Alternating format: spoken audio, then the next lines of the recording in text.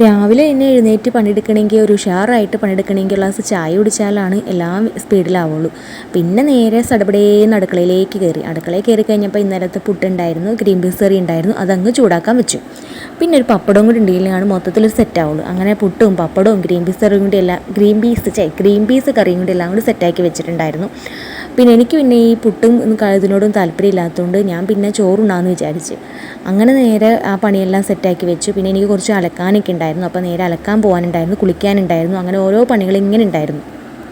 അത് കഴിഞ്ഞ് ഞാൻ പിന്നെ പുട്ടൊന്നും കഴിക്കാൻ എനിക്ക് മടിയായതുകൊണ്ട് ഞാൻ പിന്നെ നേരെ ചോറാണ് കഴിക്കാമായിരുന്നത്. അപ്പോൾ കുളിക്കുന്നതിന് മുമ്പ് ഒരു എനർജി അലക്കാനൊക്കെ ഉണ്ടായിരുന്നു. അപ്പോൾ അതിനെക്കുറിച്ച് എനർജി വേണമെങ്കിൽ കുറച്ച് ഫുഡ് കഴിച്ചാലുള്ള ഒരു ഉഷാറുള്ളൂ. അപ്പോൾ പിന്നെ ഞാനത് ചോറ് എടുത്തുണ്ട്. അപ്പോൾ ചോറിന് കറിയായിട്ട്